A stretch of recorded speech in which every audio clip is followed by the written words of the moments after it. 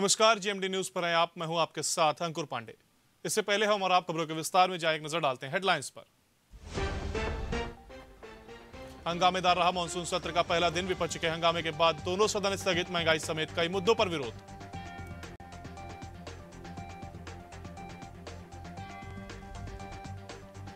PM Modi का विपक्षियों पर तगड़ा वार। कहा, विपक्ष की मानसिकता महिला विरोधी तो थरूर का जवाब संसद नोटिस बोर्ड नहीं।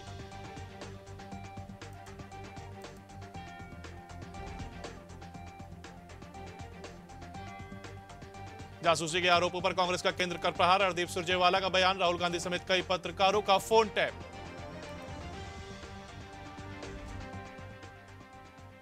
यूपी सरकार का मिशन रोजगार जारी। सीएम योगी आदित्यनाथ ने बांटे नियुक्ति पत्र। 508 क्षेत्रीय अधिकारियों को नियुक्ति पत्र।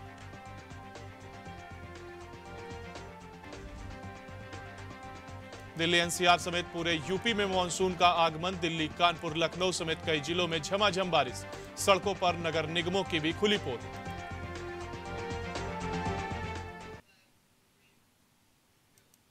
और अब खबर है विस्तार से। मानसून सत्र शुरू हो चुका है, लेकिन सत्र के पहले दिन की शुरुआत ही जोरदार हंगामे के साथ हुई। लोकसभा में प्रधानमंत्री नरेंद्र मोदी के संबोधन के साथ विपक्षी दलों के नेताओं ने शोर मचाना शुरू कर दिया। भारी हंगामे के बीच पीएम मोदी ने कहा कि खुशी की बात है कि कई महिलाएं और दलित भाई मंत्री बने हैं, लेकिन कुछ लोगों को ये रास नहीं आ रहा। पीएम ने कहा कि मैं सोच रहा था कि आज सदन में उत्साह का वातावरण होगा, क्योंकि बहुत बड़ी संख्या में हमारी महिला सांसद, दलित भाई, आदिवासी, किसान परिवार से सांसदों को मंत्री परिषद में मौका मिला है। उनका परिचय करने का आनंद होता, लेकिन शायद देश के दलित, महिला, ओबीसी, किसानों के बेटे मंत्री बने, ये बात कुछ लोगों को रास नहीं आती है, इसलिए उनका परिचय तक नहीं होने देते।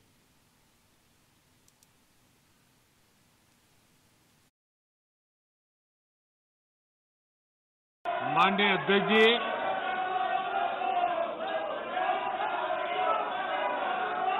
मैं सोच रहा था कि आज सदन में एक उत्साह का वातावरण होगा, क्योंकि बहुत बड़ी मात्रा में हमारी महिला सांसद मंत्री बनी है।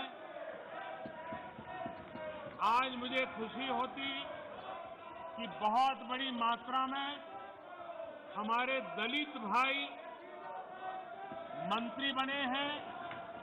खुशी होती आज हमारे आदिवासी शेड्यूल ट्राइब के सारे साथी बहुत बड़ी मात्रा में मंत्री बने हैं, सबको खुशी होती। माननीय अध्यक्ष जी,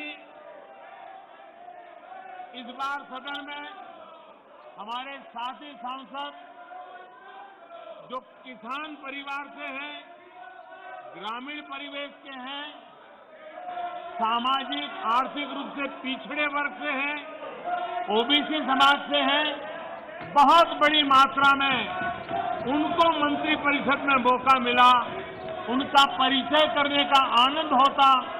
हर बेंच पर से बेंच को थपथपा करके उनका गौरव किया गया होता, लेकिन शायद देश के दलित मंत्री बने, देश की महिला मंत्री बने, देश के ओबीसी मंत्री बने, देश के किसानों के बेटे मंत्री बने, ये बात कुछ लोगों को राज नहीं आती है और इसलिए उनका परिचय तक नहीं होने देते हैं।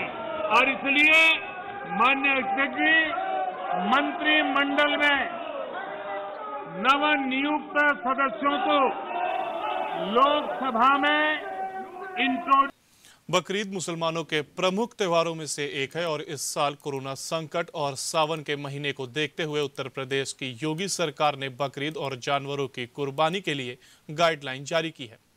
सरकार ने कोरोना के संक्रमण के डर से सभी धार्मिक स्थलों के लिए भी दिशा निर्देश जारी किए हैं। इन निर्देशों के मुताबिक किसी भी धार्मिक स्थल में सामूहिक रूप से भीड़ इकट्ठा नहीं की जा सकती है। सीएम योगी ने सख्त आदेश दिया है कि कोविड को देखते हुए ईद के किसी भी आयोजन में 50 से ज्यादा लोग जमा न हो। इसके अलावा यह सुनिश्चित किया जाए कि कहीं भी गौवंश, ऊंट अथवा अन्य प्रतिबंधित जानवर की कुर्बानी न हो। वहीं ऐसा होने पर संबंधित व्यक्ति या परिवार पर कानून के मुताबिक सख्त कार्रवाई की जाए। बता दें कि 21 जुलाई को ईद का त्योहार मनाया जाना है। सीएम ऑफिस की तरफ से जारी आदेश में साफ कहा गया है कि कुर्बानी सार्वजनिक स्थलों पर नहीं की जाएगी। इसके लिए चिन्हित स्थलों, निजी परिसरों का ही उपयोग किया जाएगा। इस दौरान साफ सफाई का विशेष ध्यान रखा जाएगा।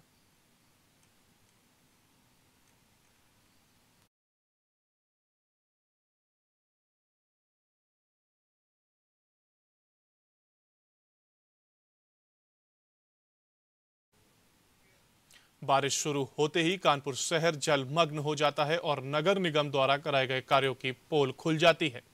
पानी भरने से नालियां, स्विमिंग पूल और मेन होल फव्वारे में तब्दील हो जाते हैं।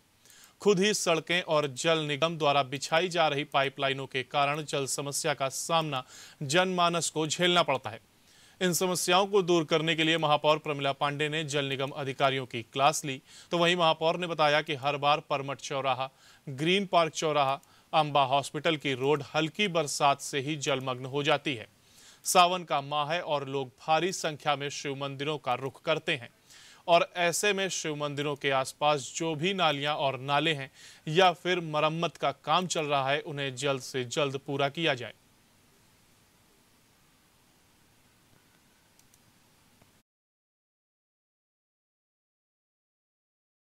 जो उनके विभाग के अंतर्गत आता है, जो भी आता है उसका वो जल्दी जल्दी सर्वे करें और इस बरसात में जहाँ की उन्होंने रोड तोड़ करके लाइट डाली या रोड तोड़ी है उसको ठीक करें।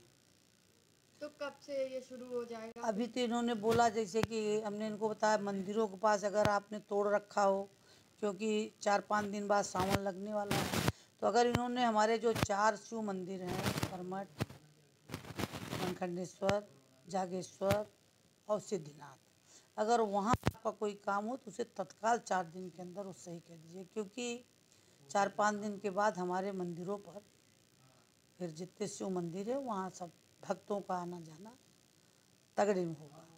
और दूसरी बात इनसे हमने कहा कि जो जगह जगह आपकी लाइनों में पानी गिरता रहता, उसकी भी आप इंक्वायरी कराएं। केडीए में अधिकारी से लेकर कर्मचारी समय से ऑफिस नहीं पहुंच रहे हैं। इसकी शिकायत लगातार की जा रही थी। तो वहीं मंडे को कमिश्नर डॉक्टर राजशेखर ने औचक छापेमारी की तो पोल खुल गई।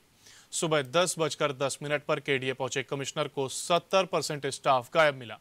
केडीए में कमिश्नर के औचक निरीक्षण की खबर स्टाफ के बीच जंगल में आग की तरह फैली तो सरकारी बंगलों से अधिकारी नाश्ता छोड़कर ऑफिस की ओर भागे।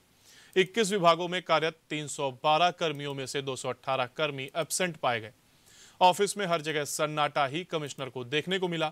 कमिश्नर ने बताया कि अटेंडेंस चेक करने वाले अधिकारी भी एब्सेंट पाए गए। सभी एब्सेंट कर्मियों को नोटिस जारी किया जाएगा। बीते कई महीनों से केडीए में उपाध्यक्ष का पद खाली है। कानपुर डीएम के पास इसका एडिशनल चार्ज है। ऐसे में अधिकारी और कर्मचारी 11 से 12 बजे के बीच ऑफिस आते हैं और 3 बजे तक ऑफिस से चले जाते हैं। वहीं कमिश्नर ने इस तरह की लापरवाही पर घोर नाराजगी व्यक्त की है। साथ ही शासन तक रिपोर्ट भेजी जाएगी।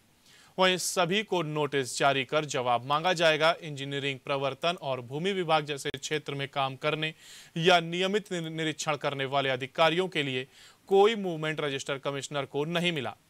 कमिश्नर ने सख्त निर्देश दिए कि फील्ड विजिट करने वाले अधिकारी रजिस्टर जरूर मेंटेन करें।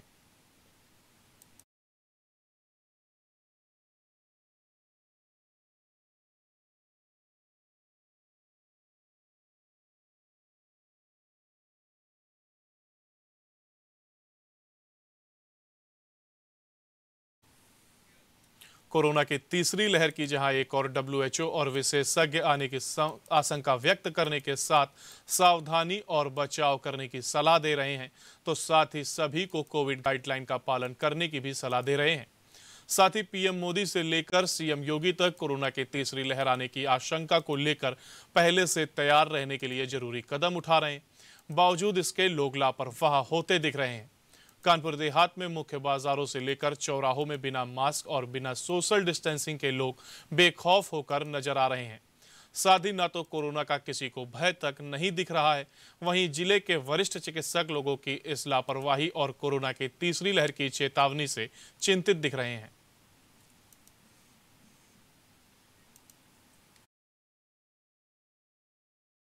जो कोरोना की ये तीसरी लहर आई है, WHO के द्वारा बताया गया है कि कोरोना की तीसरी लहर बहुत ही ज़्यादा खतरनाक और घातक है।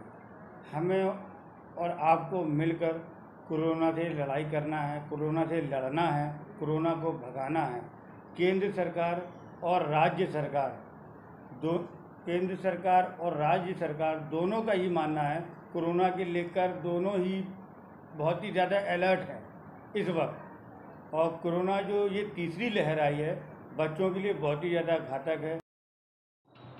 कोरोना की तीसरी लहर की आशंका जहां जो WHO सहित कई जो चिकित्सक वैज्ञानिकों ने द्वारा जो है जाहिर की गई है, जिसके बाद जो है केंद्र सरकार से लगाकर प्रदेश सरकार अलर्ट मोड पर आ गई है। लेकिन अगर वो लोगों की अगर बात की जाए तो लोग बिना मास्क के, बगैर सोशल डिस्टेंसिंग की सड़कों पर बखूबी देखे जा सकते हैं और देखने को मिल रहे हैं।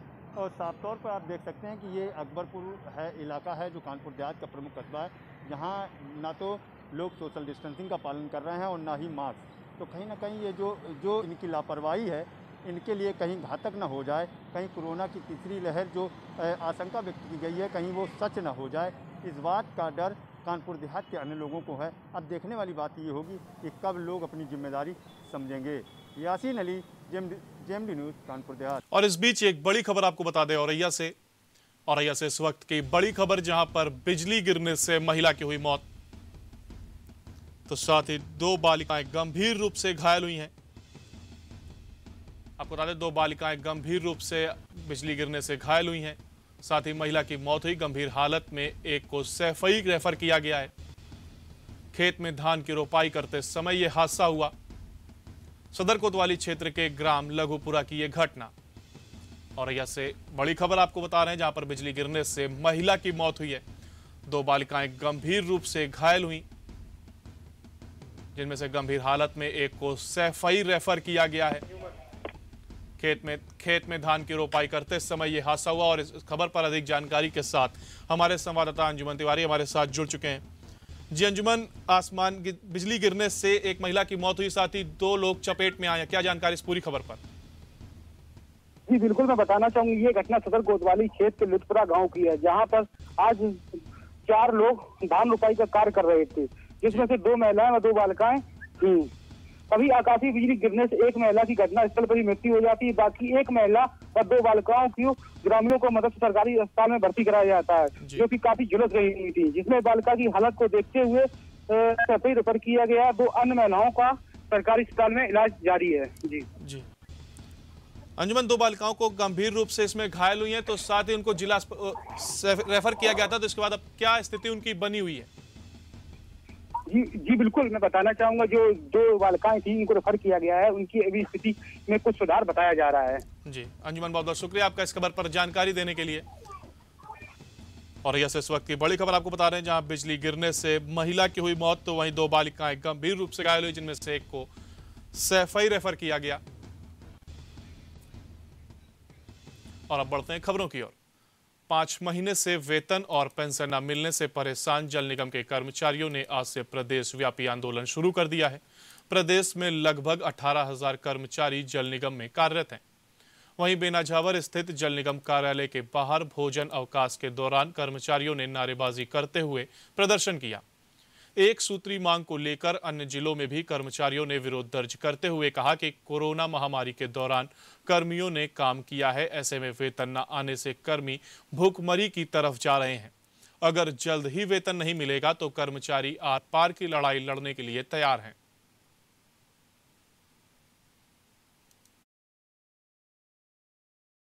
उत्तर प्रदेश जल निगम के सारे अधिकारी कर्मचारियों को विगत 6 माह से वेतन पेंशन कुछ भी नहीं मिल रहा है। उसके लिए हमारे लखनऊ में धरना चल रहा है। प्रांतीय नेतृत्व के आह्वान पर समन्वय समिति जो बनी हुई है, उसके आह्वान पर अब प्रत्येक दिन आज 19 तारीख से लगातार जब तक हमारे वेतन और भत्ते पेंशन की हमारी भुगतान नहीं हो जाता, उसी के विरोध में और अपनी एक सूत्री मांग में सारे अधिकारी कर्मचारी, फील्ड कर्मचारी से लेकर के हमारे ऊपर मुख्य अभियंता तक सारे लोग इसी कार्यक्रम में संघर्षरत हैं। रोजाना उद्घाटन की बात होती है, सरकार चुनाव के मोड़ पर जा रही है और इसके बाद भी उत्तर प्रदेश जल निगम को 6 महीने से वेतन और पेंशन नहीं मिल रहा।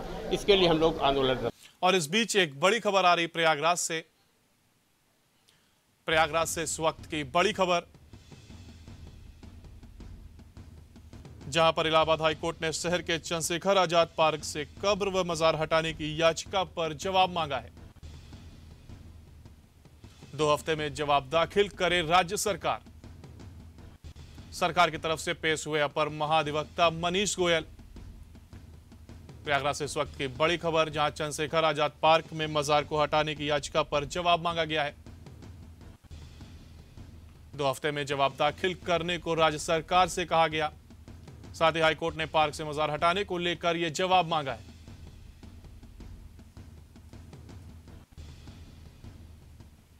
प्रयागराज से इस वक्त की बड़ी खबर, जहां सरकार के पास 1999 से 2006 की सरकारी रिकॉर्ड नहीं है। सरकार के पास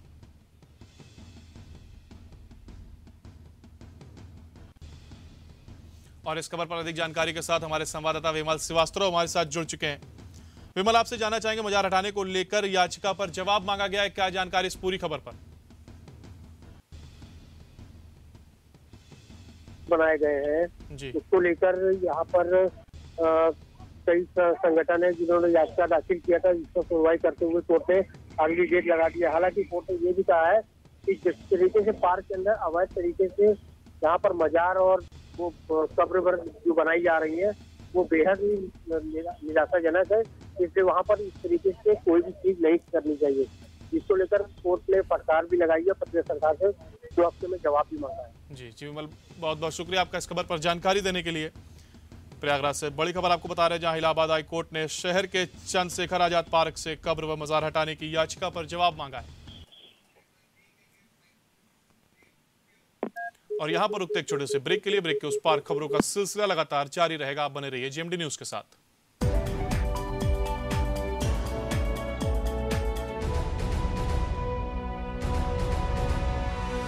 सुपर स्पेशलिटी हॉस्पिटल दक्षिण कानपुर का एकमात्र super speciality hospital CGHS, QCI और NABH द्वारा प्रमाणित। दक्षिण कानपुर में सभी तरह के विशेषज्ञों से सुसज्जित एकमात्र super speciality OPD, round the clock critical care expert द्वारा कवरेज एवं अत्याधुनिक मशीनों से लैस ICU। कानपुर के एकमात्र विश्व स्तरीय super speciality fully SS modular OT, सभी प्रकार के कैंसर का विश्व स्तरीय इलाज। यूपी के दमदार लोगों के लिए टाटा टी प्रीमियम ने बनाई है दमदार चाय। 1 प्याली दम वाली, 1 प्याली यूपी वाली। एस्ट्रोलॉजर गुरुजी अपनी हर प्रकार की समस्या का समाधान 100% गारंटी से यंत्रों द्वारा करवाएं। कैसा भी हो काम, तुरंत लें समाधान। काली व रूहानी शक्तियों के माहिर, जैसे लव मैरिज, खोया प्यार वापस पाएं, रूठे प्रेमी प्रेमिका को मनाएं, विवाह ना होना, गृह कलेश, पढ़ाई में मन ना लगना, कारोबार में घाटा, विदेश यात्रा में रुकावट, संतान प्राप्ति, सौतन दुश्मन से छुटकारा, हर समस्या का पक्का समाधान 100% गारंटी के साथ। नोट, देश विदेश में बैठे हमारे भाई बहन अपनी हर समस्या का हल फोटो भेजकर फोन पर भी करवा सकते हैं। तो फिर देर ना करें, फोन करें astrologer Guruji. Mobile number 8287701481। Free सेवा, काम न होने पर आने जाने का किराया फ्री, पैसे वापस गारंटीड। फर्नीचर की रही मिसाल, फैक्ट्री रेट पे मचा धमाल। गजब डिजाइन, लंबी रेंज, घर की ब्यूटी करिए चेंज। माँ भगवती फर्नीचर, माँ Bhagwati furniture. Manufacturer of all kinds of superior and luxurious wooden furnitures. माँ भगवती फर्नीचर, विनोबा नगर, जूही डिपो चौराहा, ऐसा मार्बल लेन, कानपुर। थोड़ी होने दो,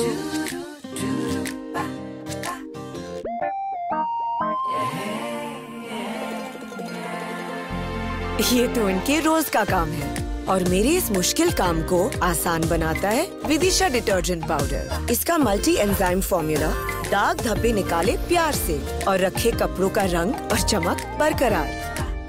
विदिशा डिटर्जेंट पाउडर और केक, अब चमकिए प्यार से।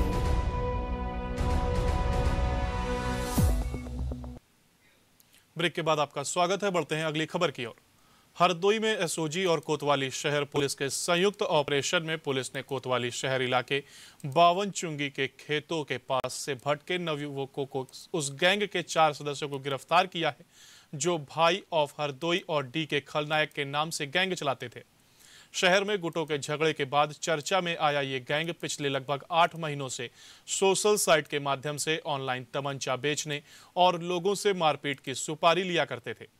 इस गैंग में दर्जन भर से अधिक नवयुवक जुड़े हुए हैं जिन पर कई आपराधिक मामले दर्ज हैं।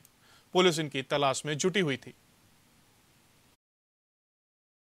स्वाट टीम एसओजी और कोतवाली शहर पुलिस द्वारा 4 लोगों को हरदोई बावन रोड से गिरफ्तार किया गया है।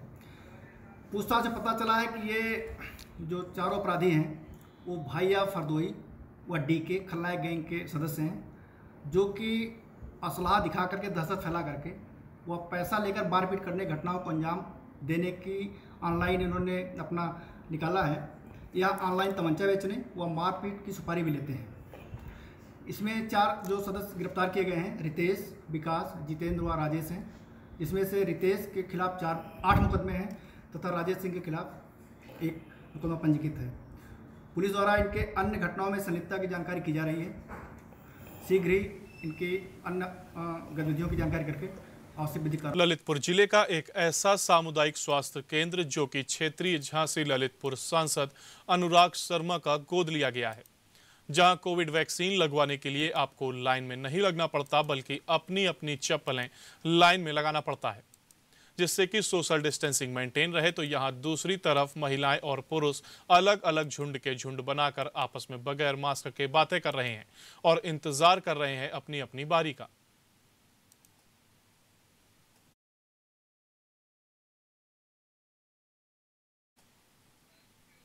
कानपुर में बर्रा के शास्त्री चौक चौराहे पर समाजवादी पार्टी के कार्यकर्ताओं ने डीजल पेट्रोल के दामों में वृद्धि व महिला उत्पीड़न के खिलाफ प्रदर्शन किया। सपा कार्यकर्ताओं ने योगी मोदी होश में आओ के नारे भी लगाए। प्रदर्शन कर रहे पिछड़ा वर्ग प्रकोष्ठ के नगर महासचिव आशु जायसवाल ने बताया कि प्रदेश में बलात्कार, लूट, हत्या की घटनाएं बढ़ती जा रही हैं। महिलाएं सुरक्षित नहीं हैं। आए दिन डीजल पेट्रोल के दामों में वृद्धि हो रही है, तो वहीं डीजल पेट्रोल के दामों में वृद्धि होने के चलते रोजमर्रा की चीजें महंगी होती जा रही हैं। महंगाई के कारण आटा, दाल, सब्जी व तेल के दाम आसमान छू रहे हैं। खाने पीने की और अन्य वस्तुओं में भी वृद्धि हो रही है। मैं डीजल पेट्रोल के बढ़ते हुए दामों को जो सरकार ने बिना जीएसटी के लागू कर रखा है, जीएसटी में क्यों नहीं लागू कर रही है। दूसरी चीज, जिस तरीके से महिला उत्पीड़न हो रहा है, कल आप लोगों ने खबर देखी जिस तरीके से पुलिस के द्वारा महिला का उत्पीड़न हुआ है। ये तानाशाही सरकार चल रही है, उसी खिलाफ लोग यहाँ पे कन्नौज जिलाधिकारी राकेश कुमार मिश्र द्वारा सूचना एवं जनसंपर्क विभाग द्वारा जनपद में विभिन्न योजनाओं के व्यापक प्रचार प्रसार हेतु आई 2 एलईडी वैन का कलेक्ट्रेट परिसर से हरी झंडी दिखाकर रवाना किया गया। एलईडी वैन के माध्यम से चलचित्र दर्पण द्वारा व्यक्तियों में जागरूकता एवं जानकारी लाना इसका मुख्य उद्देश्य है। इसके माध्यम से कोविड टीकाकरण, गरीब कल्याण अन्न योजना के अंतर्गत निःशुल्क राशन वितरण, उत्तर प्रदेश स्मार्ट प्रदेश एवं अन्य जन कल्याणकारी योजनाओं का लाभ शासन द्वारा किस प्रकार जनता को दिया जा रहा है एवं विभिन्न योजनाओं की जानकारी सभी दूरगामी क्षेत्रों में आवासित व्यक्तियों तक पहुंचाने हेतु एलईडी वैन 1 माह तक विभिन्न क्षेत्रों में भ्रमण कर व्यापक प्रचार प्रसार करेगी। उन्होंने कहा कि यह सुनिश्चित करें कि एलईडी वैन नियमित रूप से निर्धारित स्थलों पर संचालित की जाए। इस दौरान अतिरिक्त मजिस्ट्रेट हरिराम, जिला सूचना अधिकारी शीलेंद्र कुमार शर्मा सहित अन्य सूचना विभाग के अन्य कर्मचारी मौजूद रहे।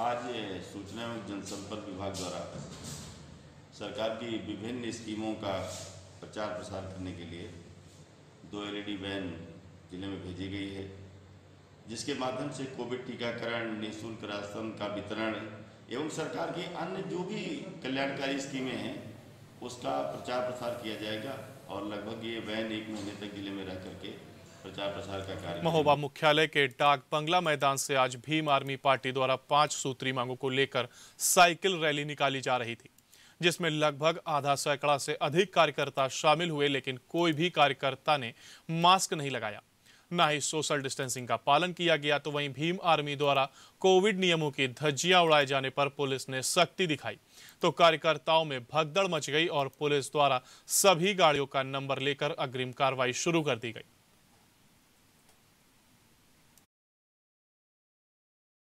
सर, ये हमारी 5 सूत्री मांगे हैं कि पहली बात तो ये कि भारत रत्न बाबा साहब अम्बेडकर जो अम्बेडकर पार्क है वहाँ पे पीछे की दीवार टूटी हुई है, तो आए दिन वहाँ पे शराबी दारू पीते हैं, गंदगी फैलाते हैं, यहाँ तक कि मूर्ति के बगल से लोग बाथरूम तक करते हैं। इस चीज़ को लेके प्रशासन को 2 बार हमारी महिला विंग टीम ज्ञापन दे चुकी, लेकिन प्रशासन इस मामले को संज्ञान में नहीं ले रहा। इसलिए सर आज हम यहाँ पे ज्ञापन देने आए हैं।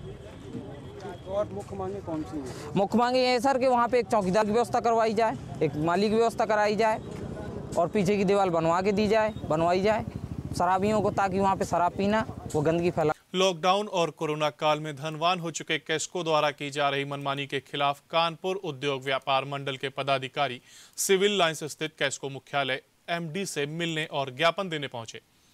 जब वहां कैस्को एमडी नहीं मिले तो व्यापारियों का गुस्सा अधिकारियों पर फूटा। इस दौरान व्यापारी अधिकारियों में जमकर कहासुनी हुई। व्यापारियों का कहना है कैस्को द्वारा मनमाने तरीके से पोस्टपेड मीटरों को प्रीपेड किए जाने के साथ साथ बिल में हो रही बेतहाशा वृद्धि से आम आदमी काफी परेशान है, लेकिन कैस्को का इस ओर बिल्कुल भी ध्यान नहीं है। वहीं मामले को बढ़ता देख अधिकारियों ने इस घटना की सूचना कैस्को एमडी को दी, जिस पर कैस्को एमडी द्वारा एक ये आश्वासन दिया गया कि मंगलवार के दिन व्यापारियों से मिलकर उनकी समस्या सुनी जाएगी।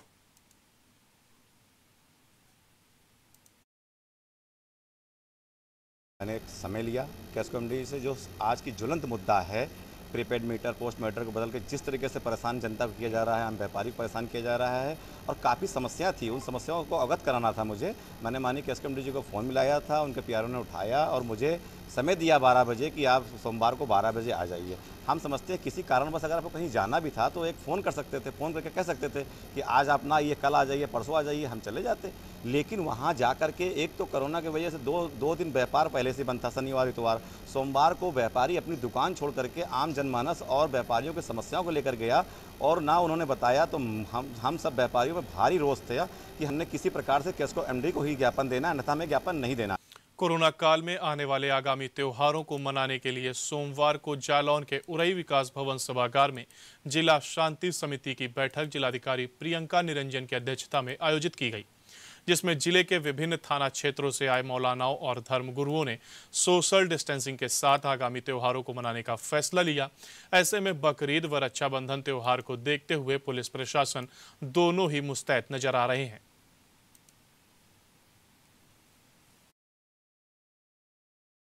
देखिए, जो माह है त्योहारों का माह है। अभी हमारे यहाँ बकरीद का त्यौहार है, उसके बाद रक्षाबंधन और अन्य त्यौहार भी आएंगे, सावन का पूरा माह है।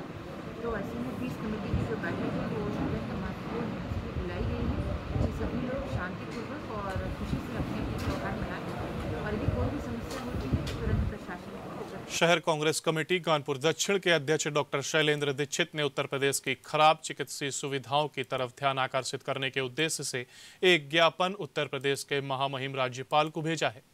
ज्ञापन में डॉक्टर शैलेंद्र दीक्षित ने कहा कि प्रधानमंत्री केयर फंड से कानपुर में सप्लाई हुए खराब वेंटिलेटर पर इलाज के दौरान हैलट अस्पताल के बाल रोग विभाग के पीआईसीयू में एक बच्चे की मौत हो गई, जबकि केंद्र की मोदी सरकार और प्रदेश की योगी सरकार आत्ममुग्ध होकर कोरोना से बचाव के प्रबंधन के लिए एक दूसरे की पीठ ठोक रही है।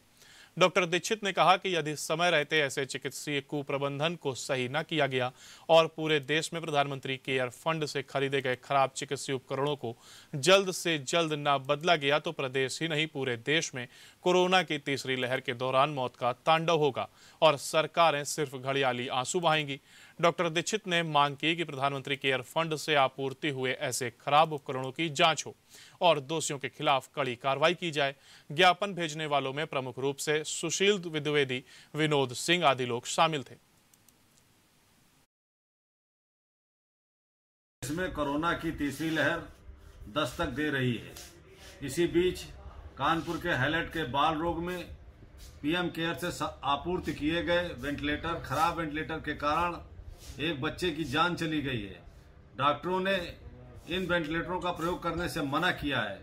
वहीं पर देश की योगी सरकार और मोदी सरकार एक दूसरे की पीठ ठोक रही है, एक दूसरे को प्रबंधन के लिए बधाई और धन्यवाद दे रही है।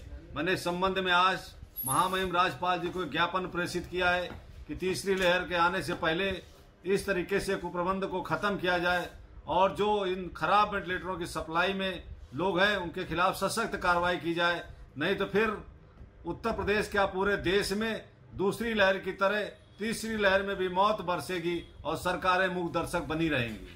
और इसी के साथ हमारे इस बुलेटिन में फिलहाल इतना ही। बाकी की तमाम जानकारियों के लिए आप बने रहिए जेएमडी न्यूज के साथ। नमस्कार।